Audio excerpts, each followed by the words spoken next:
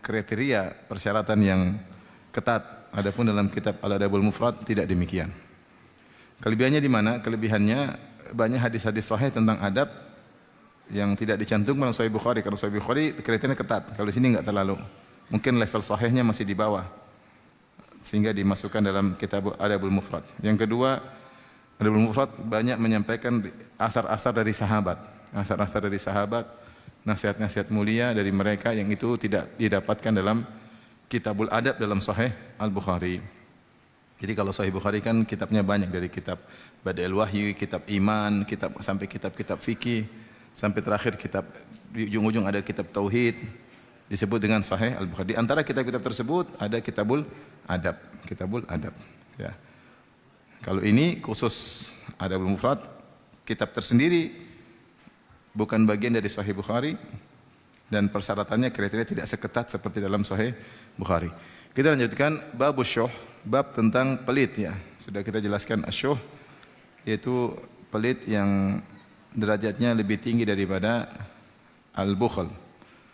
Dan pada pertemuan lalu telah kita sampaikan hadis bahwasanya tidak akan berkumpul pelit dan iman dalam hati seseorang. Tidak akan berkumpul pelit dan iman dalam hati seseorang, yang menunjukkan bahwasanya iman dan pelit adalah dua hal yang saling kontradiktif. Kalau pelit semakin menguat, maka iman semakin berkurang. Kalau iman semakin menguat, maka pelit semakin berkurang. Ya, maka ini menunjukkan pelit adalah akhlak yang buruk karena bertentangan kontradiktif dengan iman. Pada hadis berikut ini Rasulullah menjelaskan pelit juga kontradiktif dengan pelit juga merupakan akhlak yang buruk ya. Pelit juga merupakan akhlak yang buruk. Yang tidak mungkin berkumpul dengan iman, yang tidak mungkin berkumpul dengan iman. Jadi iman kontradiktif dengan pelit dan akhlak yang buruk. Dan digandengkan antara pelit dan akhlak yang buruk menunjukkan ini dua hal yang tercela.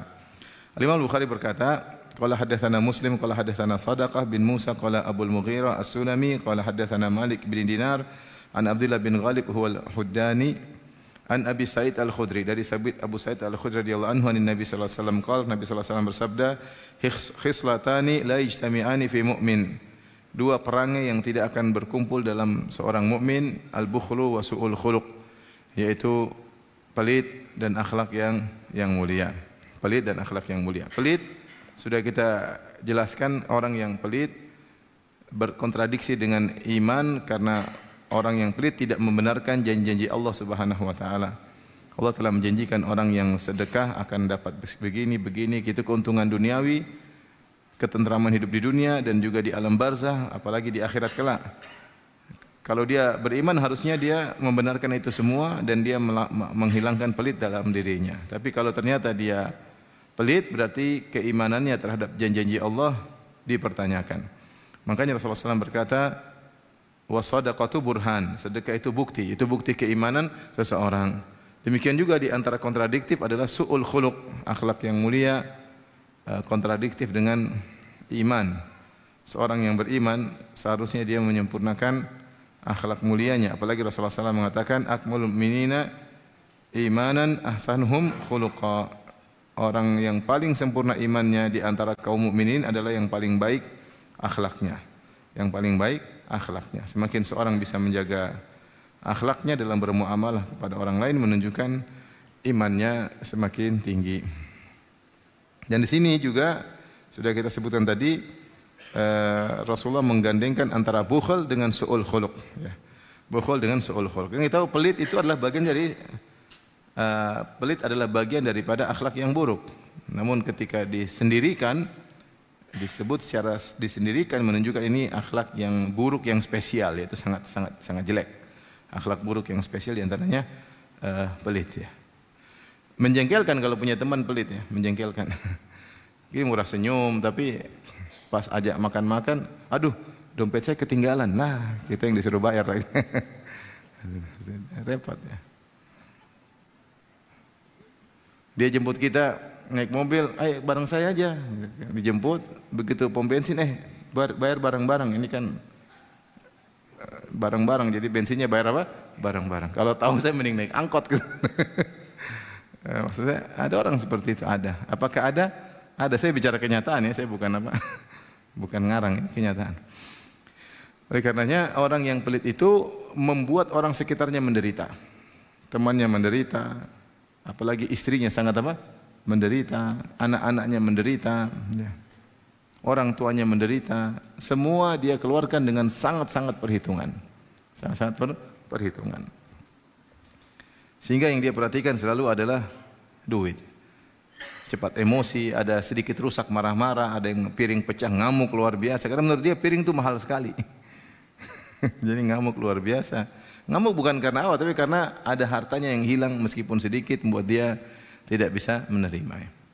Sampai ada kawan cerita, ada temannya punya istri tabrakan kecelakaan. Istrinya telepon, "Abi, saya kecelakaan." Yang pertama ditanya sama suaminya, "Mobilnya gimana?" Bukan kamu gimana, tapi mobilnya gimana? Ya, harusnya sayang gimana, sehat nggak? Mobil gampang deh. Enggak, karena yang jadi masalah dia adalah apa? Harta, pelit. Jadi membuat orang sekitarnya menderita. Sampai saya pernah dengar cerita di Idaatul Quran, pas ada seorang meninggal dunia, orang ini sangat pelit. Kemudian anak-anaknya, ahli warisnya, biasanya kalau di sana begitu. Saya pernah ngurus orang meninggal, maka di warisan itu langsung diurus. Saya pernah ngurus orang meninggal dunia, siapa ahli warisnya, hartanya, langsung diurus itu. Itu ditangani langsung oleh apa? Penguasa. Saya pernah ngurusin sekali. Begitu diurus, dikasih tahu warisan bapakmu ini banyak buat kalian, berbahagialah. Kalian bapak kalian ini kaya. Rupanya anak-anaknya ngomel-ngomel. Loh, kok ngomel-ngomel? Ya kami nggak tahu bapak kami kaya, dikira miskin selama ini. Kenapa? Pelit bapaknya. Pelit bapak, ternyata uangnya banyak. Tapi karena pelit, sehingga anak-anaknya menderita. Saking pelitnya, kalau orang sudah sangat pelit, dia pelit terhadap diri sendiri. Jadi antara makna syuh adalah pelit terhadap diri sendiri. Ada orang pelit sama orang lain, tapi ada yang pelit sama diri sendiri. Sehingga kalau dia pelit terhadap diri sendiri, dia hidup menderita. Makanya disebut ya'ishu ma'isyatal fuqara wa yuhasabu hisabal agniya. Dia orang kaya, orang pelit itu al-bakhil, orang pelit itu hidup seperti hidup orang miskin, hisabnya di akhirat hisab orang kaya. Karena hartanya banyak tapi dia pelit untuk menikmati harta tersebut. Dengan tentunya kita boleh menikmati harta dengan batasan-batasan yang telah dijelaskan oleh syariat. Taib, hadis ini yang terakhir yang kita bahas secara sanad ada perawi yang lemah, namanya Ibn Musa. Dia lemah sehingga sanadnya dhaif. Taib, hadis berikutnya Al-Imam Bukhari berkata, qala hadatsana Abu Nuaim, qala hadatsana Al-A'mash an Malik ibn Al-Harith an Abdullah bin Rubai'ah, qala kunna julusan inda Abdullah, itu Abdullah bin Mas'ud. Fadzakaru rajulan, kami sedang duduk-duduk di sisi Abdullah bin Mas'ud. Lantas para ashabul, orang-orang yang sedang duduk tersebut ngomongin tentang seorang, si fulan. Fadzakaru min khuluqihi, kemudian mereka mengeluh tentang akhlak buruknya orang tersebut. Ini orang gimana? Jadi mereka sedang menggibah seseorang, artinya mengeluh tentang akhlak buruknya orang tadi. Faqala Abdullah bin Mas'ud, maka Abdullah bin Mas'ud mengingatkan, artinya mungkin mereka sedang menasihati gimana cara nasihati orang itu, gimana. Maka Abdullah bin Mas'ud mengingatkan, Aru'aitum law qata'tum ra'sahu akuntum tastati'una an tu'iduhu? Menurut kalian, kalau kalian memenggal kepala orang tersebut, kalian penggal, apa kalian bisa kembalikan lagi normal kembali, kepalanya dipasang lagi di lehernya? Qalu la, kata mereka enggak. Qala fayaduhu, bagaimana kalau kalian potong tangannya? Kalian bisa kembalikan lagi tangannya kalau sudah dipotong? Qalu la, kata mereka enggak mungkin. Farijluhu, bagaimana kalau kalian potong kakinya? Setelah potong kalian bisa kembalikan enggak? Kata mereka qalu la. Kata mereka enggak bisa. Ibnu Mas'ud berkata, fa innakum la tastati'una an tughayyiru khuluquhu hatta tughayyiru khalqahu. Sungguhnya kalian tidak bakalan bisa merubah akhlaknya sampai kalian bisa merubah fisiknya, Kalau fisiknya kalian tidak bisa rubah, maka akhlaknya juga kalian tidak bisa rubah. Maksudnya demikian. Inna nutfata la tastaqirru fir rahim arba'ina lailah. Kemudian kata Ibnu Mas'ud, sungguhnya air mani ketika masuk dalam rahim dia menetap selama 40 hari. Tsumma tanhadiru daman, kemudian berubah menjadi segumpal darah ya. Tsumma takunu alaqah, kemudian berubah menjadi segumpal daging.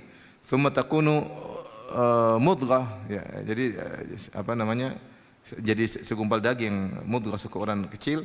Tsumma yab'atsullahu malakan. Jadi daman maksudnya darah, alaqan yang nyantol, kemudian mudghah jadi daging.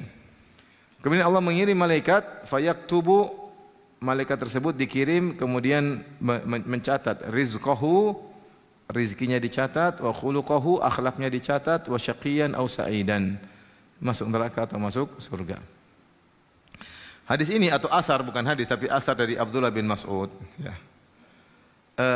Abdullah bin Mas'ud ingin menjelaskan bahwasanya untuk merubah perangai seorang itu berat. Dan kalau sudah ditakdirkan perangainya buruk, engkau tidak akan bisa merubahnya. Engkau tidak akan bisa merubahnya. Kalau sudah dicatat oleh malaikat perangainya buruk, engkau tidak akan bisa merubahnya. Karena yang menentukan segalanya hanyalah Allah Subhanahu wa taala. Ya. Kita tahu akhlak bisa dirubah namun berat ya. Seorang juga tadinya nakal bisa kita kasih usaha sehingga dia dapat hidayah. Tapi yang menentukan hidayah siapa?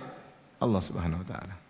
Sebagaimana Nabi SAW berusaha keras untuk mendakwahi paman yang sangat dia cintai, yaitu Abu Talib, sampai di penghujung hayatnya. Nabi mencintai Abu Talib sangat luar biasa, karena Abu Talib seperti ayahnya sendiri.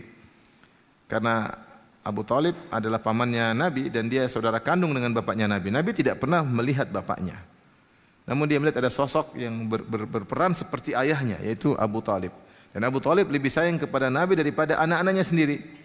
Abu Talib punya laki-laki di antaranya Talib, ada juga Aqil, ada Ja'far, ada Ali. Namun dia lebih sayang kepada Nabi daripada siapa? Anak-anaknya sendiri. Jadi Nabi benar-benar merasakan sifat kebapaan yang ada pada Abu Talib. Perhatian kepada dia luar biasa. Makanya Nabi sangat mencintai Abu Talib. Makanya ketika Abu Talib meninggal disebut oleh para ulama dengan Amul Huzni, tahun kesedihan. Dan Nabi tentunya akan mendakwahi pamannya tersebut dengan semaksimal mungkin, apalagi pamannya punya jasa besar dalam kehidupannya, yang merawat dia, yang membela dia dan seterusnya. Tapi ternyata dia sudah ditakdirkan masuk neraka, sudah ditakdirkan mati kafir. Maka ketika pamannya meninggal dalam kondisi tidak mau mengucapkan la ilaha illallah, Rasulullah berkata, la astaghfirulaka ma lam unha anka, sungguh aku akan mohon ampunan untuk engkau wahai pamanku selama aku tidak dilarang. Rasulullah SAW ragu dilarang atau enggak. Dia bilang selama aku tidak dilarang, aku akan mohon ampunan buat engkau. Maka Allah turunkan firman-Nya, ya. Maka lil nabi walladzina amanu astaghfirul musyrikin. Tidak pantas bagi nabi dan orang beriman untuk mohon ampunan bagi orang-orang musyrikin walau kanu uli qurba, meskipun karib kerabat. Meskipun karib kerabat. Kemudian Allah turunkan khusus ayat tentang Abu Talib, innaka la tahdi man ahbabta walakinallaha yahdi man yasha. Kau tidak bisa beri hidayah kepada orang engkau cintai. Jadi perkara hidayah, perkara iman, perkara akhlak ini semua di tangan Allah Subhanahu wa taala. Seorang hendaknya berusaha dan berusaha. Seakan-akan mereka yang mengeluh kepada Ibn Mas'ud, mereka bilang kami sudah berusaha, oh enggak bisa, orang ini enggak bisa berubah jadi baik. Maka Ibn Mas'ud mengatakan, ya sudah takdir mau diapain. Kau bisa rubah tangan dia pasang lagi? Ya enggak bisa. Ya enggak bisa. Itu kalian tidak bisa merubah fisik karena fisik juga sudah ditakdirkan. Maka demikian akhlak juga sudah ditakdirkan. Ya. Dalam riwayat sebelumnya sudah disebutkan bahwasanya akhlak itu mawahib. Akhlak itu seperti rezeki adalah arzak dibagi-bagi oleh Allah Subhanahu wa taala. Rezeki ada yang rezeki sekian. Akhlak juga demikian, akhlaknya begini. Sebagaimana rezeki bisa diusahakan, akhlak juga bisa diusahakan. Ada orang sudah berusaha semaksimal mungkin, rezekinya begitu aja. Kenapa begitu aja? Karena memang takdirnya begitu. Sama ada orang kita dakwahi akhlaknya supaya bagus, ternyata begitu saja. Ya sudah, memang dia sudah ditakdirkan akhlaknya seperti itu. Jadi maksudnya Ibnu Mas'ud bukanlah kita tidak mendakwahi, enggak, kita dakwahi, tapi kau harus ingat bahwasanya yang menentukan akhlak seorang juga siapa? Allah. Yang menentukan hidayah siapa? Allah. Wah, sudah capek dakwahi anak tidak berubah-berubah, ya sudah itu jalani terus, tugasmu berdakwah. Tetapi yang menentukan bagaimana imannya, bagaimana akhlaknya adalah Allah Subhanahu wa taala. Jadi ini isyarat bahwasanya perang itu memang kalau untuk dirubah butuh perjuangan. Perang itu untuk dirubah butuh perjuangan. Makanya Rasulullah SAW memberi jaminan surga, istana di surga yang paling tinggi. Ana zaimun bi baitin fi a'lal jannah liman hassana khuluquhu. Aku jamin istana di bagian surga yang tertinggi bagi orang yang perbaiki akhlaknya, bagi orang yang berindah akhlaknya. Nah, kita screen diri kita. Kita tahu akhlak kita yang buruk apa. Kita pasti tahu. Saya ini pemarah misalnya. Saya ini pelit. Ya sudah, perjuang lawan. Saya ini emosional, ya. Sumbu pendek, cepat marah, cepat terbakar. Ya, saya ini cepat suudzon. Kenapa saya sering suudzon? Enggak tahu ya, sering suudzon. Saya ini pelit, ya. Saya ini sombong. Kita periksa diri kita. Kalau kita tahu kita punya penyakit itu, atau ada yang ingatin, kamu kok begini aja marah, gini aja. Ya, berarti kita punya akhlak buruk di situ. Berjuang lawan. Kapan kita berhasil merubah akhlak kita dari pelit menjadi tidak pelit, menjadi pemarah menjadi penyabar, maka Rasulullah jamin istana di surga yang paling tinggi. Ya. Ana zaimun baitin fi a'lal jannah liman hasana khuluqa. Aku jamin istana di bagian surga yang paling tinggi bagi orang yang perbaik apa? Akhlaknya, perbagus akhlaknya. Cuma banyak orang tidak mau rubah akhlaknya dengan berdalil, saya dari dulu memang sudah begini. Ya sudah, bagaimana? Terus mau begitu-begitu aja? Iya, dia nyaman begini aja. Ya. Atau dia berdalil, kampung saya memang begini semua. Dia nyalain orang. Semua orang kampung saya begini. Ya terus kalau semua orang kampung begitu, kamu mau ikut? Ya. Jadi untuk supaya tidak mau berubah, dia pakai dalil. Dia bilang saya dari sananya begini. Kadang dia bangga, memang saya begini. Kami orang kampung itu begini, memang kami emosian memang. Nah, itu kami memang dari sana yang nggak punya malu. Memang mau dibanggakan nggak punya malu. Kan yang bagus tuh pemalu, ya. Tapi kemudian mau berdalil untuk kekeh dalam kesalahannya dengan berdalil saya dari dulu begini, orang kampung saya begini, memang saya hidup di kompleks yang seperti ini. Ini nggak benar seperti ini. Namanya kau tidak berniat untuk merubah akhlakmu. Kalau mau rubah niat dulu, ya. Tapi asar dari Abdullah bin Mas'ud menunjukkan bahwasanya perang itu yang berat.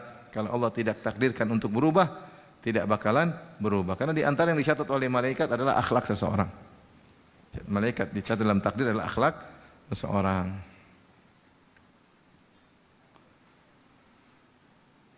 Tapi hadis berikutnya, bab husnul khuluqi idza faquhu. Bab tentang akhlak yang baik idza faquhu, yaitu jika mereka bertafaqquh fid din, yaitu faham tentang agama. Ya. Bagaimana orang yang berakhlak mulia terus berilmu, ini bagaimana tentu lebih sempurna. Berakhlak mulia sendiri adalah kemuliaan tersendiri. Tafaqquh fid din, faqih, faham dalam agama adalah kemuliaan tersendiri. Bagaimana kalau bergabung tentu nurun ala nur, cahaya di atas cahaya.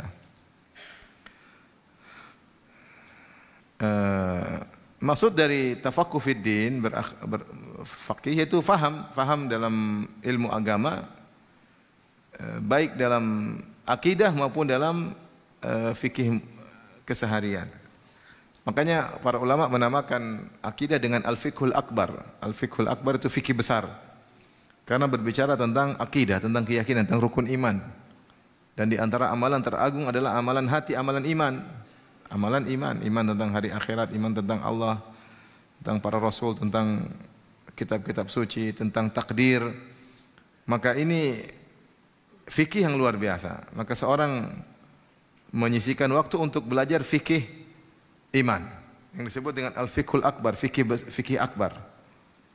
Adapun fikih terkait dengan misalnya tata cara salat, taharah, muamalah, itu namanya fiqhul asghar, fikih yang lebih kecil.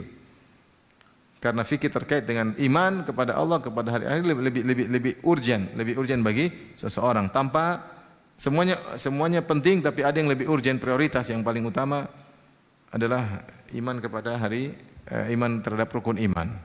Maka seorang berusaha belajar dua-duanya dengan tidak menyampingkan yang lain, tetapi porsi untuk belajar tentang keimanan sangat penting, sangat besar. Dan Rasulullah SAW memuji orang yang berakhlak mulia, yang punya ilmu agama. Kata Nabi SAW, "Man yuridillahu bihi khairan yufaqihuhu fid din." Siapa yang Allah ingin kebaikan baginya, Allah akan buat dia faqih tentang agama. Dan sudah pernah lalu kalau tidak salah hadis Rasulullah SAW ditanya tentang khiyarul Arab, ya. Siapa Arab yang terbaik, ya, maksudnya bagaimana jenis Arab yang terbaik ya. Maka Rasulullah SAW mengatakan khiyarukum fil Islam khiyarukum fil jahiliyah idza faquhu. Sebaik-baik kalian dalam Islam adalah juga yang pernah terbaik ketika zaman jahiliyah dengan syarat idza faquhu, kalau paham agama. Kalau paham agama.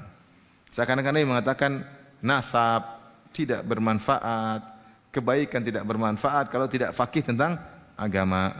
Maka seorang ketika untuk bisa meraih keterbaikan di antaranya dia belajar agama. Di antaranya dia belajar agama. Karena Rasulullah SAW mengatakan khiyarukum fil jahiliyah idza faquhu. Sebaik-baik kalian sekarang adalah yang dulu juga baik di zaman jahiliyah dengan syarat faqih faham tentang agama.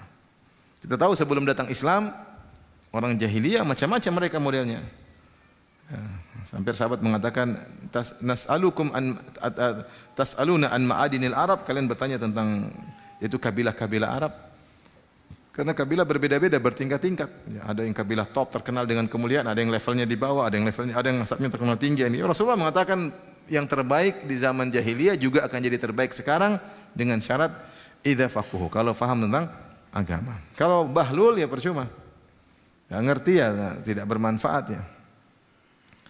Maka kalau orang bisa menggabungkan antara akhlak mulia dengan faqih dalam agama, ini adalah keterbaikan yang luar biasa. Imam Bukhari berkata, qala hadatsana Ali bin Abdullah, qala hadatsana Al-Fudail bin Sulaiman An-Numairi an Salih bin Khawwat bin Salih bin Khawwat bin Jubair an Muhammad bin Yahya bin Hibban an Abi Salih an Abi Hurairah radhiyallahu anhu qala qala Rasulullah sallallahu alaihi wasallam bersabda, innar rajula la yudriku bi husni khuluqihi darajatal qa'imi bil lail. Sungguh seorang dengan akhlaknya yang mulia bisa mencapai derajat orang yang senantiasa salat malam karena akhlaknya. Jadi seorang, Rasulullah kasih gambaran, ada orang tidak salat malam, ada orang tidak salat malam tapi akhlaknya mulia. Sama istrinya mulia, sama anaknya mulia, sama tetangganya mulia, sama pegawainya mulia, sama bosnya mulia, sama temannya mulia. Dia dengan akhlaknya mulia tersebut, meskipun dia tidak salat malam, seakan-akan dia mencapai derajat orang yang senantiasa salat malam. Rasulullah mengatakan bihusni khuluqihi, dengan akhlaknya. Apalagi kalau dia salat malam lagi. Ini kita membuat perumpamaan seandainya dia tidak salat malam. Seandainya dia tidak salat malam, tapi ternyata akhlaknya mulia, maka dia seperti orang yang selalu senantiasa salat malam. Dalam riwayat yang lain, darajat as-sawam. Demikian juga dia akan meraih derajat orang yang senantiasa puasa sunnah. Padahal dia tidak puasa sunnah, padahal dia tidak salat malam. Tapi ketika dia akhlaknya mulia, dia seperti selalu puasa sunnah dan selalu salat malam. Ini menunjukkan akhlak mulia itu derajatnya tinggi. Sebagian ulama menjelaskan kenapa dia mendapatkan pahala yang luar biasa seperti itu, karena orang yang puasa maupun orang yang salat malam, dia ada mujahadatun nafs, dia berjihad melawan dirinya, hawa nafsunya. Hawa nafsu ingin tidur. Siapa tidak ingin tidur apalagi tidurnya telat, tidur jam 11, kemudian suruh bangun jam 3, berat. Adapun makanan paling enak pun lebih enak tidur. Mana lebih enak, pizza hangat atau tidur? Mana lebih enak? Kalau ketika ngantuk, lebih enak mana? Pizza panas atau tidur? Enak mana? Enak tidur, apalagi cuma pizza goreng lebih enak tidur.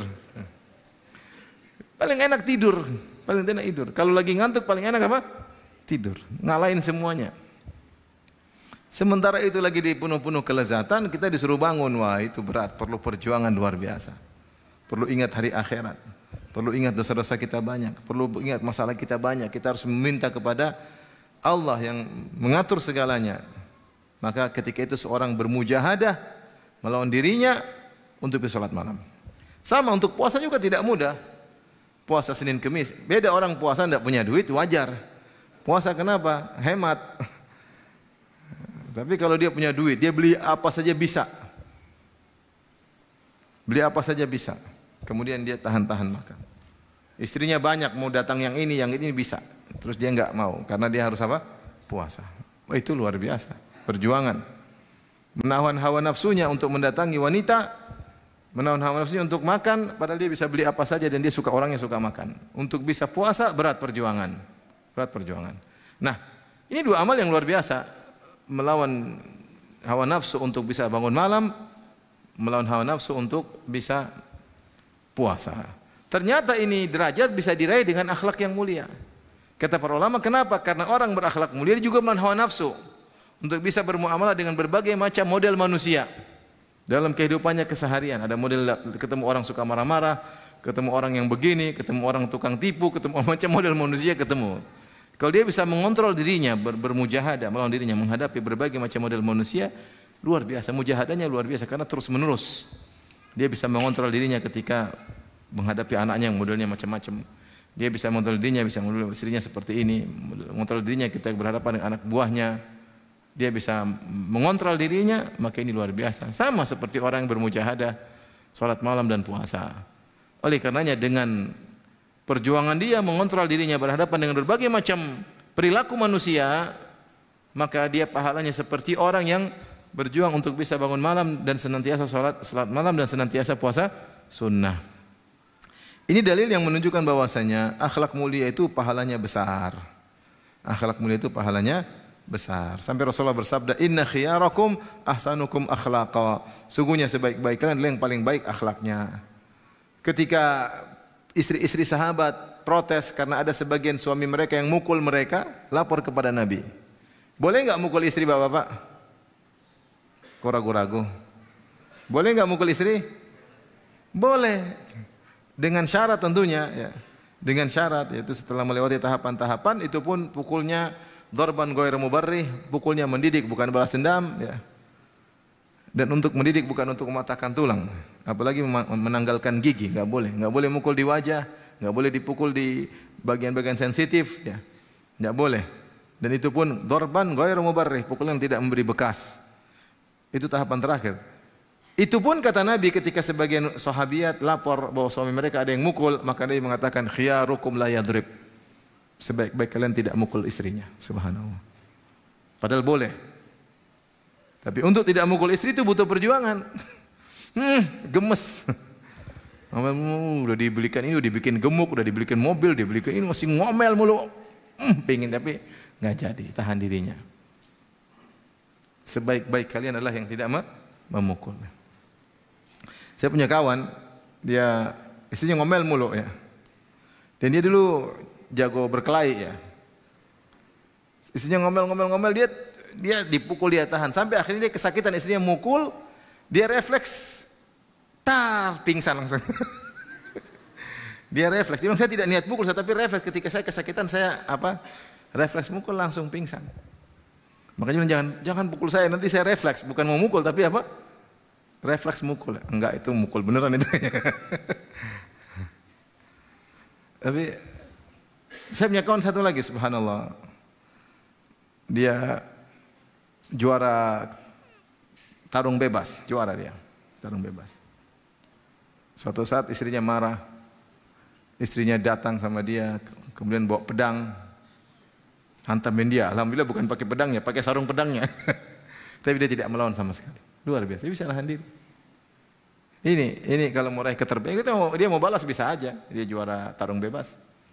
Tapi ketika ada syariat, ketika mengharap wajah Allah, ketika mencari pahala, itu bisa kita lakukan. Maka orang seperti ini derajatnya tinggi. Seperti orang senantiasa salat malam, senantiasa puasa sunnah. Nah, dia melawan hawa nafsunya yang mungkin dia bisa melampiaskan, dia tidak lampiaskan.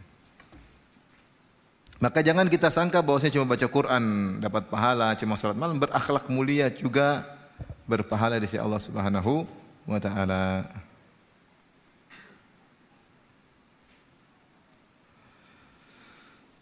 Baik, kita lanjutkan. Al-Imam Bukhari berkata, qala haddatsana Hajjaj bin Minhal, qala haddatsana Hammad bin Salama an Muhammad Zayyad, qala sami'tu Abu Hurairah yaqulu. Abu Hurairah radhiyallahu anhu berkata, sami'tu Abul Qasim, aku mendengar Abul Qasim, maksudnya Nabi Muhammad sallallahu alaihi wasallam. Yaqul, Rasulullah SAW bersabda, khairukum islaman ahasinukum akhlaqan idza faquhu. Sebaik-baik Islam di antara kalian, sebaik-baik orang di antara kalian, yaitu Islam yang terbaik di antara kalian siapa? Yaitu yang paling baik akhlaknya dengan syarat idza faquhu, yang penting dia faqih dalam agama. Jadi akhlak kalau disertai dengan faham tentang agama, nur ala nur, cahaya di atas cahaya, itu luar biasa. Ya. Maka seorang menunjukkan bahwasanya seorang berusaha untuk menggabungkan antara ilmu dengan akhlak yang mulia. Dan dalil bahwasanya manusia bertingkat-tingkat. bertingkat-tingkat, tidak satu tingkat. Rasulullah mengatakan khairukum islaman, yang terbaik Islamnya. Berarti ada level-level. Yang terbaik yang akhlaknya baik dan faham tentang agama. Seorang berusaha belajar ilmu agama ya, supaya dia meraih keterbaikan di sisi Allah Subhanahu wa taala. Hadis berikutnya, Imam Bukhari berkata, qala hadatsana Umar bin Hafs, qala hadatsana Abi, qala hadatsana Al-A'mash, qala hadatsani Thabit bin Ubaid, qala ma ra'aitu ahadan, kata Thabit bin Ubaid, ma ra'aitu ahadan ajallu idza jalasa ma'al qaum. Aku tidak pernah melihat seorang yang lebih agung kalau dia sedang duduk bersama kaumnya, dia paling karismatik, paling dihormati, paling dimuliakan. Wala afqaha fi baitihi min Zaid bin Thabit. Namun kalau di rumah dia yang paling afkah itu mudah bercanda, mudah bermain sama keluarganya seperti Zaid bin Thabit radhiyallahu anhu. Di sini Thabit bin Ubaid menceritakan tentang sosok yang luar biasa namanya Zaid bin Thabit radhiyallahu anhu, seorang sahabat ya yang bertugas mengumpulkan Al-Qur'an. Zaid bin Thabit radhiyallahu anhu yang sangat cerdas, yang dia belajar bahasa Ibrani cuma 2 minggu ya. Memang bahasa Ibrani ada mirip dengan bahasa Arab, tapi toh itu tetap bahasa lain. Tapi dalam 2 minggu dia bisa paham, mahir tentang bahasa Ibrani dan dia bisa nulis. Rasulullah SAW waktu itu butuh orang yang bisa paham bahasa Yahudi untuk bisa mengerti tentang Yahudi, jangan sampai tertipu oleh mereka, mengerti tentang surat-murat di antara mereka kepada mereka. Maka Zaid bin Thabit yang belajar. Dalam 2 minggu dia bisa menguasai bahasa apa? Ibrani. Makanya kita harus sadar bahwa sahabat itu pintar. Sahabat apa? Pintar. Antum sebagian orang sampai menganggap sahabat kayaknya orang Badui semua. Enggak, sahabat pintar. Kita kalau baca kisah mereka bilang Umar pintar ngambil sikap bagaimana, apalagi dalam masalah peperangan butuh kecerdasan. Abu Bakar bagaimana ketika menghadapi dinamika ketika itu banyak orang yang murtad, seluruh kota murtad, gimana dia bisa nyusun dengan jumlah pasukan sedikit bisa menghabisi semua problem ketika itu. Ini butuh kecerdasan luar biasa. Kalau kita bicara tentang misalnya Amr bin As, bagaimana cerdasnya dia ketika dia menaklukkan Mesir, luar biasa. Dia 4.000 orang bisa menaklukkan Romawi, gimana caranya? Bagaimana kecerdasannya? Cerdas. Contohnya Zaid bin Thabit. Zaid bin Thabit 2 minggu belajar apa bahasa Ibrani. Pintar enggak? Pintarlah. Pintar, menunjukkan cerdas. Memang bahasa Ibrani ada mirip dengan bahasa Arab, tapi dia hurufnya berbeda, bahasanya juga berbeda. Beda. Itu kita bagaimana dalam 2 minggu bisa menguasai suatu bahasa lain? Kelihatannya seperti mustahil, kecuali orang tersebut apa? Cerdas. Diberi bimbingan oleh Allah. Zaid bin Thabit cerdas. Sehingga dia ini orang sangat mulia. Ma ra'aitu ahadan ajalla idza jalasa ma'al qaum. Aku tidak pernah melihat seorang yang lebih mulia kalau duduk di kaumnya seperti Zaid bin Thabit. Dia kalau duduk orang semua hormat sama dia, orang semua mengagungkan dia, segan sama dia, karismatiknya, haibahnya. Kalau di majelis, tapi kalau sudah di rumah, afkah, dia yang paling canda sama anak-anaknya, sama istrinya, yang paling murah senyum. Beda 2 majelis. Tidak ada yang bisa seperti itu yang lebih hebat daripada Zaid bin Thabit. Dan ini menunjukkan bagaimana seorang menggabungkan antara atau membedakan antara majelis di hadapan orang banyak dengan majelis ketika dengan apa? Keluarga. Dengan keluarga. Ya, karena seorang terkadang angkuh, sombong, mentang-mentang saya di luar kemudian dihormati, dimuliakan, kemudian dia ingin juga di rumah seperti diktator, tentunya tidak demikian. Zaid bin Thabit radhiyallahu anhu sangat dimuliakan di majelis, tapi kalau di rumah dia muda, orangnya ringan, muda, murah senyum, murah canda sama keluarganya, lembut sama keluarganya ya. Dan ini yang sangat dibutuhkan oleh penghuni keluarga ya. Seorang lelaki kalau dia tugas luar, dia mungkin menghadapi banyak permasalahan ya. Kemudian dia pulang habis diomelin, masalah hatinya berat, sibuk, penat ya. Jengkel begitu masuk ke rumah, mungkin anak kecil cuma pingin ayahnya gendong sebentar tapi dia cuek, lagi sibuk. Padahal anaknya sudah nunggu-nunggu dari tadi. Abi pulang jam berapa? Jam 6. Ternyata telat 6:30. Begitu abinya pulang, abinya cuek aja. Lagi sibuk. Lanjut lagi buka laptop, buka HP lagi. Ini hilang, keindahan tersebut hilang dari rumah. Apa salahnya? Dia cuma butuh 1 menit, 2 menit, gendong, ketawa ketiwi, Abi sibuk lagi, lanjut lagi, mohon maaf ya. Ini istri sudah nunggu dari tadi, sudah pakai lifan, bibirnya sudah dimaju, nggak dicium-cium. Kasihan, dia mungkin sudah berhias sejak jam 4 sore. Hapus lagi kurang bagus, hapus lagi. Udah datang udah mimpi abi lah lagi pusing, kasihan. Jadi kan padahal kita cuma butuh 1 menit aja. Ya, cium yang lama-lama ya capek juga, cium ya 1 menit. 2 menit selesai. Habis itu kita sibuk lagi kalau enggak letakkan semua kegiatan kita saatnya berkasih sayang sama anak istri. Sebagian istri kalau soleha dia nunggu suaminya. Kalau enggak soleha memang enggak ditunggu. Mohon maaf ya. Tapi kalau istri soleha dia nunggu benar suaminya. Suaminya kapan datang dia tungguin. Sejak sore sudah ya sendiri. Siapin ini tempat tidur gini. Suaminya datang dicuekin, enggak patah hati, kasihan. Anak-anak nunggu, enggak ada waktu buat anak-anak ya. Saya dengar ada seorang tarbawi bercerita, jadi ayahnya datang masuk lihat anaknya main-main. Loncat-loncat sana. Ayahnya enggak duduk aja dia, mungkin lagi main HP atau lagi apa. Terus karena enggak ada kegiatan dia enggak diajak main, ayahnya mau pergi. Dia pas keluar putrinya, "Ayah mau kemana ya?" Mau pergi, enggak pergi. Ayah duduk aja, kita udah senang, duduk aja, nonton kita aja, kita sudah senang. Jadi keberadaan ayah itu sudah menyenangkan mereka. Apalagi ayahnya bagi-bagi duit. Ini waktu nggak ada buat anak, nggak ada buat istri, sok sibuk duit juga nggak ada. Sok sibuk istri aja satu sudah sok sibuk. Ya Allah, perusahaan baru satu sok sibuk, mana meeting duitnya nggak ada. Itu meeting gagal seperti itu. Waktunya untuk anak-anak, buat istri, luar biasa. Jadi lihat bagaimana Zaid bin Sabit radhiyallahu taala anhu di luar dia bisa memposisikan diri sebagai seorang pengajar di karismatik yang, tapi di rumah dia paling afkah, paling mudah sama anak sama istri, paling dadanya lapang buat anak istri. Maka benarlah sabda Nabi sallallahu alaihi wasallam, khairukum li ahlihi wa ana khairukum li ahli.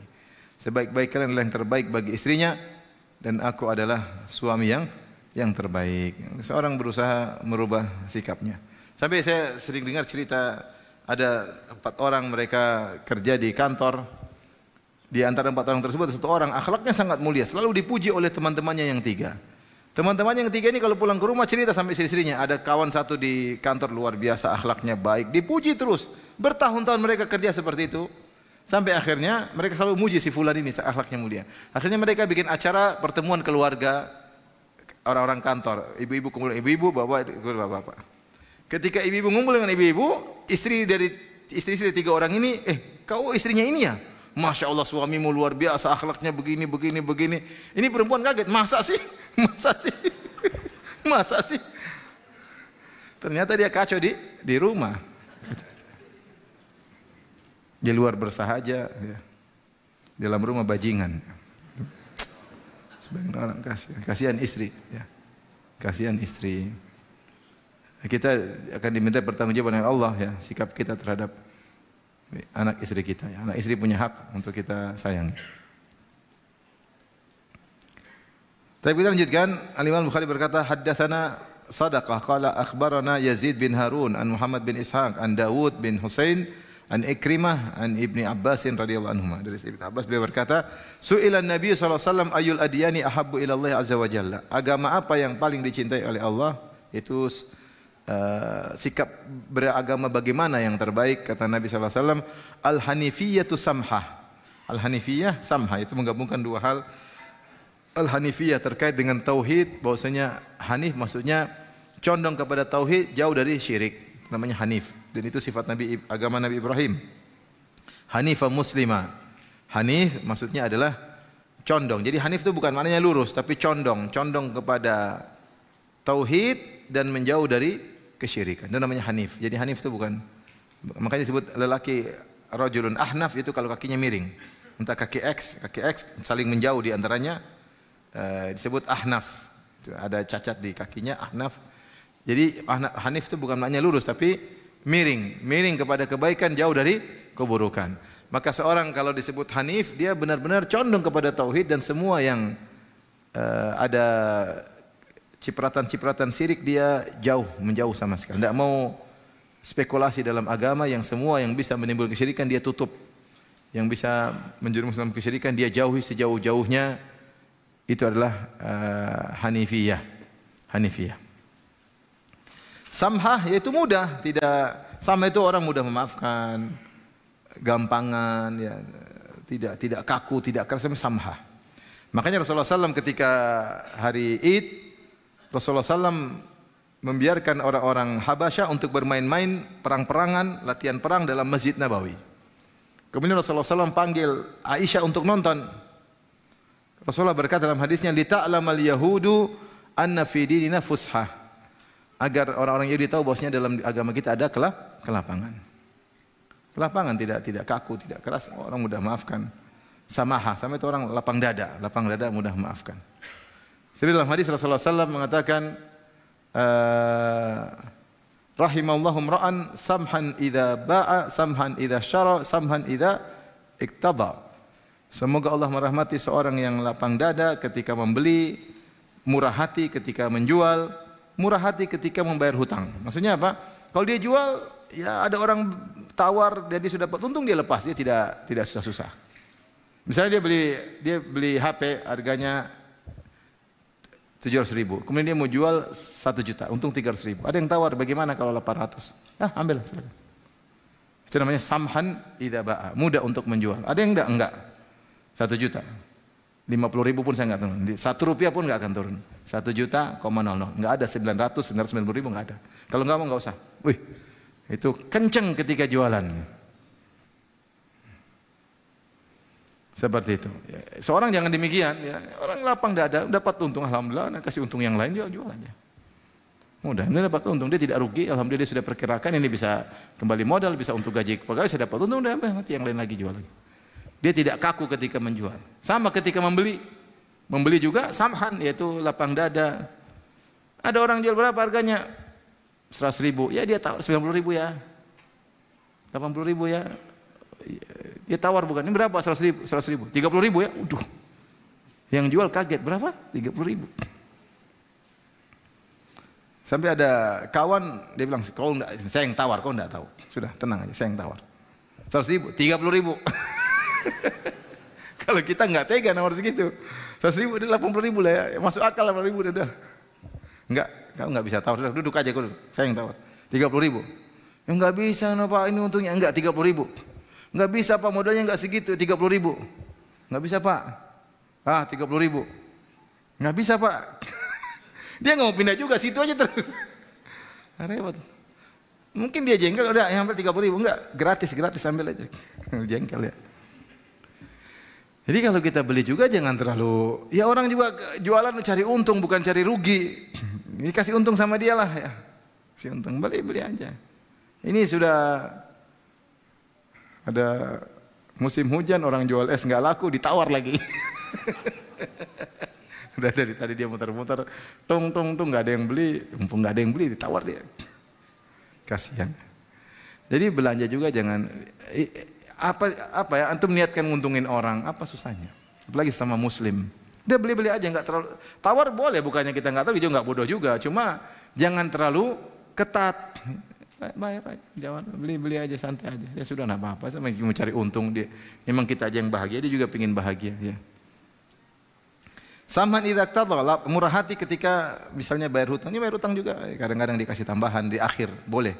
Kita kasih bayar hutang di akhir, kasih tambahan boleh, tapi tidak boleh ada kesepakatan dan tidak boleh ditambah di tengah-tengah, tapi di penghujung. Di penghujung boleh-boleh aja. Sebenarnya Rasulullah SAW pernah ditagih, Rasulullah SAW bayar dengan yang lebih baik daripada yang dia pinjam. Ini samha namanya ya, orang tidak kaku, samha, ya, orang ngomongin ya udahlah. Namanya juga orang tidak semua baik ya. Maklum masyarakat seperti itu. Maklum dia lagi hidup susah, dia ngomel-ngomel, maklum. Kita maklumi. Jadi mudah memaklumi, lapang dadanya samha. Samha. Tidak kaku, tidak keras, muamalahnya mudah. Akhlaknya baik. Nah, orang yang seperti ini hanif kepada Allah, dia benar-benar bertauhid, menjauhkan diri segala bentuk kesyirikan, kepada makhluk dia sangat mudah memaafkan. Dia berakhlak mulia. Kalau dia bisa gabungkan dua ini, agama dia yang terbaik. Agama dia yang terbaik. Ada orang sama Allah, tauhidnya mantap, tidak mau syirik sedikit, tapi sama manusia juga kakunya luar biasa. Ya, kakunya luar biasa. Sangar, kencang, merendahkan orang lain, tidak ada ampun bagimu, luar biasa. Nah, kita gabungkan dua-duanya sama Allah, kita berusaha bertauhid, tidak membuka pintu-pintu riya, tidak spekulasi dalam tauhid, serius segala pintu kesyirikan kita tutup, tidak kasih celah sama sekali. Untuk urusan manusia kita sama, lapang dada, mudah maafkan, akhlak mulia. Taib, hadis berikutnya, mungkin hadis terakhir kita bahas. Imam Bukhari berkata, qala hadatsana Abdullah bin Saleh. Ini hadis penting buat para pedagang. Buat para pedagang, buat para pengusaha. Yang enggak pengusaha enggak usah enggak. Ya, penting juga, cuma lebih penting bagi para pengusaha. Ya. Terutama yang baru belajar jadi pengusaha. Ya. Semua yang juga pengusaha, perhatikan hadis ini. Haddatsana Abdullah bin Saleh. Kata Imam Bukhari telah menyampaikan kepada kami Abdullah bin Saleh. Qala haddatsani Musa bin Ali an abihi an Abdullah bin Amr qala arba'u khilalin idza u'titahunna fala yadhurruka ma uzila anka minad dunya. 4 perangai. Kalau kau telah diberikan 4 perangai ini, kau punya perangai dari Allah Subhanahu wa taala, maka tidak akan beri mudarat kepadamu dunia yang diambil darimu. Kalau dunia diambil darimu, dicegah darimu, kau tidak dapat dunia. Kau punya 4 ini, maka tidak merugikanmu, tidak beri mudarat kepadamu jika ada dunia diambil darimu. Husnu khaliqatin, pertama akhlak yang mulia. Yang kedua wa afafu tu'matin, makanan yang halal. Yang ketiga sidqu hadis, jujur. Yang keempat hifdzu amanah, jaga amanah. Yang pertama husnu khaliqatin, akhlak yang mulia. Yang kedua makan yang halal. Yang ketiga jujur, sidqu hadisin. Yang empat hifdzu amanah, jaga amanah. 4 ini kalau punya, apapun yang terjadi, dunia kau diambil, sudah ditahan, tidak akan beri mudarat kepadamu. Akhlak yang mulia. Terus tadi apa? Makan yang halal. Kemudian jujur. Yang terakhir jaga amanah. Taib. Dalam sebagian riwayat yang lain maknanya sama, yaitu fala alaika ma fataka minad dunya. Tidak ada urusanmu kalau ada dunia yang luput darimu. Ya. Di sini disebut dalam riwayat ini, fala yadhurruka ma uzila anka minad dunya, tidak akan memudaratkan engkau dari dunia yang diambil darimu. Jadi 2 lafal maknanya ada perbedaan sedikit. Jadi lafal yang pertama, fama yadhurruka ma uzila anka minad dunya. Kalau kau punya 4 sifat ini, ada dunia diambil darimu, tidak akan beri mudarat kepadamu. Yang kedua, ma alaika ma fataka minad dunya. Kalau kau punya 4 perkara ini, ada dunia yang harusnya kau dapatkan, tidak jadi dapat, enggak ada masalah bagimu. No problem, enggak ada masalah. Aman kau, tenang. No worries, enggak ada masalah. Taib. Apa 4 perkara tersebut? Yang pertama akhlak mulia. Akhlak mulia. Ini sangat penting bagi para pedagang. Pedagang, kita bicara dengan dunia, yang penting urusan dunia para pedagang pengen dapat untung banyak. Dapat untung banyak, pengen dagang. Ini hadis umum, cuma para pedagang penting untuk mengetahui hal ini. Nah, betapa banyak orang akhlaknya buruk ketika masuk dalam dunia perdagangan.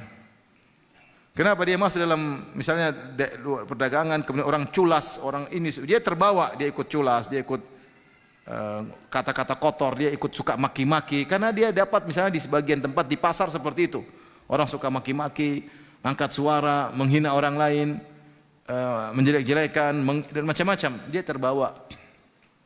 Maka ketika seorang masuk dalam perdagangan, hati-hati, dia tetap menjaga dirinya, jangan dia menjadi akhlak yang buruk, memiliki akhlak yang buruk. Orang kalau sudah mikir untung, dia tega sama orang lain, dia tega, dia mau maki, dia mau rendahkan, dia mau gibah, dia mau jatuhkan, dia mau apa. Yang penting dia untung. Bagaimana caranya? Jatuhkan pesaingnya, merendahkan pesaingnya. Akhlak jadi buruk karena dia dapati semua orang seperti itu. Akhirnya dia memandang itu suatu hal yang biasa. Namanya dunia perdagangan begini. Ya. Saya pernah ketemu seorang, dia main tambang. Dia bilang, Ustaz, ya ini yang ngomong dia, yang benar atau tidak tahu. Mudah-mudahan dia bilang, tapi dia ngomong semua yang main begini semuanya bajingan, 90% bajingan. Yang 10% baru belajar jadi bajingan katanya. Tapi ini mungkin dia mungkin ada penambang yang soleh baik mungkin. Cuma dia menyimpulkan maksudnya seperti ini. Yang saya lucu dia bilang 90% bajingan, 10 baru belajar jadi apa? Bajingan, belum jadi.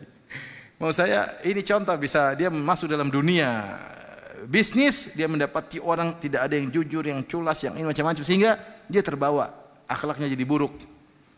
Ya kalau enggak kita burukin nanti kita akhirnya ke bawah, hati-hati. Enggak usah begitu. Cari rezeki tidak harus begitu. Cari contoh penambang yang jujur, penambang yang kalau ada ya, kalau enggak ada ya kamu yang jadi penambang yang jujur. Kalau enggak bisa mundur, rezeki enggak dapat rezeki, enggak akan beri mudarat kepada engkau. Ma 'alaika ma fataka minad dunya. Kalau kau harus jadi akhlak buruk, harus begini, baru kau bisa dapat untung, enggak usah. Ya, bahaya ya. Berjadi berakhlak buruk, kadang kejam sama ini, kejam sama enggak usah, enggak dapat rezeki sudah. Yang kedua, kalau kau biar aman ya tidak usah takut kalau ada dunia yang diambil darimu atau terluput darimu. Afafa tu'mah, yaitu makan yang halal, makan yang halal. Berusaha kau makan yang halal, hasilmu harus dari hasil yang halal. Kalau enggak halal enggak usah. Sekarang orang bilang yang halal itu yang ada di tanganmu, yang haram itu yang tidak sampai di tanganmu. Ini bahaya. Yang bisa kau pegang itu halal bagimu, yang belum bisa pegang namanya apa? Haram. Ada lagi bilang yang halal aja, yang haram aja susah, apalagi yang halal katanya. Haram kita mau haram-haram aja apa? Susah, apalagi yang halal. Ini semua perkataan yang buat orang menggampangkan untuk mencari hasil yang apa? Haram. Gampangkan. Kita bilang, mana ada yang halal? Semuanya syubhat. Kita mau kerja mana yang ini kan menggampangkan itu. Ente kalau mau halal, minum air hujan itu baru halal. Tapi kau tidak boleh tampung dengan ember atau tempayan karena embernya juga syubhat. Kalau mau halal tuh buka mulut langsung air hujan itu halal pasti. Selain itu semuanya syubhat. Ini juga terlalu berlebihan ya. Ya ada ya perkara kalau syubhat pun ada yang dimaafin, enggak ada masalah, tidak semua kemudian. Tapi kita jangan membuat statement-statement yang buat orang hanya menggampangkan yang apa? Yang haram. Kamu kalau nggak bohong nggak bisa kamu jualan. Jangan terlalu jujur dong. Kalau terlalu jujur ya kamu nggak bisa laku. Ya harus bohong-bohong dikit lah. Mau jujur-jujur. Ini barang baru datang. Iya baru datang. 5 tahun yang lalu. Repot ini. Akhirnya kita makan dari hasil yang haram. Ya akhi ente jujur dunia apa namanya tidak ada masalah. Kau tidak akan dapat mudarat kata Nabi sallallahu alaihi wasallam. Tapi kamu kerja harus entertain orang supaya proyek lancar, entertain sama orang. Entertain orang bawa ke bar, ikut-ikut maksiat, kadang-kadang harus minum bir sama dia supaya proyek gol. Tapi enggak apa-apa, enggak usah, enggak sudah. Tidak akan la yadhurruka ma fata 'alaika minad dunya. Tinggalkan aja. Kau tidak akan beri mudarat kalau dunia terluput darimu. Ya berusaha apa? Berusaha makan yang halal ya.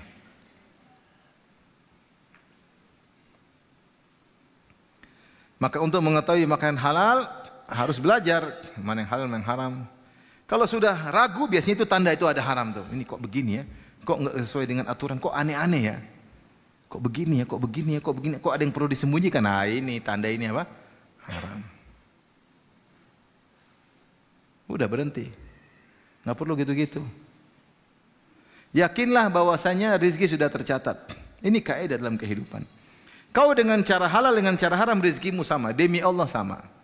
Terserah kau pilih yang mana. Tapi hasilnya pasti sama. Kau kelihatannya dapat harta banyak, tapi lihat nanti habis. Allah punya cara. Nanti kesimpulannya sama kalau kau dengan cara yang halal. Harta sama saja, mau cara halal, cara haram. Makanya kalau ada syubhat tinggal enggak, saya enggak. Insya Allah ada cara, Allah buka pintu rezeki yang lain.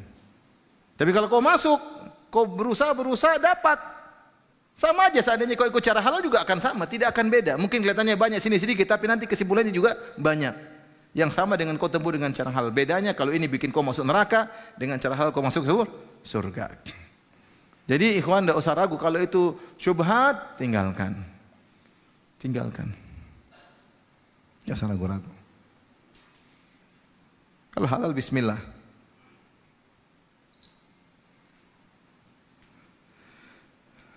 Kemudian sedekah hadisin jujur. Ini juga pedagang ini repot jujur ya. Tadi jujur ya. Mangga manis enggak? Manis. Manis, ya. Manis dibandingkan cabai. Manis. Ada orang jualan mangga, katanya jualan mangga. Ini perumpamaan saja, jual mangga manis. Dibeli sekilo Pak. Kok kecut Pak? Katanya manis. Oh, kamu baru sekilo, saya sebakul ketipu. Tapi kalau kau ketipu jangan nipu orang. Ya, nipu orang. Sama orang pemain travel seperti itu. Ini high season murah. Hotel bintang 5 harganya sekian-sekian. Ketika dibayar tahu-tahu jadi bintang 3 atau bintang 7,5. Yang sekamar berdua jadi sekamar berenam. Subhanallah. Aduh, kenapa kamu begitu? Aduh, saya ketipu sama broker. Lah, kalau kamu ditipu broker jangan tipu kami dong. Ngeri. Nipu tamu-tamu Allah. Tamu Allah ditipu. Kayak haji kemarin, visa resmi, sampai sana. Ternyata visa ziarah, enggak resmi. Sama aja semua visa, yang penting masuk. Aduh, ini kan bohong namanya. Ente nipu tamu Allah. Ente untung seberapa sih? Ente sebanyak-banyak duit, kalau makan paling juga 1 piring, enggak berani 2 piring. Makan juga segitu-segitu aja. Tidak usah ragu-ragu, ada syubhat tinggalkan. Maka tidak akan merugi untuk memberi mudarat kepadamu dunia yang terluput darimu. Ini penting. Apa kata Nabi SAW? Wa in bayyana wa sadaqa, wa in sadaqa wa bayyana, burika lahuma fi bai'ihima. Kalau mereka berdua pelaku transaksi jujur dan menjelaskan aib-aib barang dagangan, maka akan diberkahi jual beli mereka. Diberkahi, kalau berkahi itu Allah kasih kebahagiaan yang lain. Rezeki diberkahi, anak istri diberkahi, Allah bukan yang lain-lain. Wa in kadzaba wa katama muhiqat barakatu bai'ihima. Tapi kalau mereka berdua dusta, menutup-nutupi aib, maka akan dicabut keberkahan perdagangan mereka. Jujur itu baik. Jujur aja. Insya Allah berkah, cepat atau lambat akan datang kebahagiaan. Ya, jujur. Jadi kalau bicara jujur, barang jual mobil harus jujur para penjual mobil. Ya. Jangan dirubah-rubah ininya, jangan ini. Kalau ada aibnya bilang ada aibnya. Jangan kita ketipu sama orang, kita tipu orang lagi. Waduh, saya ketipu ya, saya harus tipu orang lagi supaya saya dapat untung. Enggak boleh. Kamu ketipu bilang innalillahi wa inna ilaihi raji'un. Bilang saya ketipu, saya belinya sekian, saya ketipu. Ternyata ada begini-begini. Ya kalau enggak laku ya udah resiko. Tutup aib barang, akhirnya kita nipu orang. Ini ngeri loh, ngeri. Maka hati-hati, jujur ya, jujur. Yang terakhir tentunya wahifdzu amanah. Seorang kalau berdagang dia harus amanah, ya. Jangan sampai dia melalaikan amanah. Kalau ada perjanjian dia harus amanah. Kalau ada yang dititipkan sesuatu barang kepada dia, harta dia harus amanah. Jangan sampai dia tidak amanah. Jika seorang sudah terkumpulkan 4 perkara ini, kata Nabi SAW, fala yadhurruka ma uzila anka minad dunya. Adapun kalau kau jujur ternyata ada hartamu diambil, enggak ada masalah, enggak usah khawatir. Oh, kalau jujur ternyata untung berkurang, enggak ada masalah. Kalau jujur ternyata ada yang hartamu diambil oleh dia, enggak ada masalah. Kata Nabi, fala yadhurruka ma uzila anka minad dunya. Tidak akan beri mudarat kepada engkau dunia yang ambil darimu. Atau kalau kau jujur ternyata untung enggak jadi banyak, enggak usah peduli. La yadhurruka ma fataka minad dunya. Tidak akan beri mudarat kepadamu dunia yang terluputkan darimu. Jujur aja. Biar diberkahi oleh Allah Subhanahu wa taala. Tapi demikian saja kajian kita. Allah taala al-misab. Kalau ada yang bertanya saya persilakan.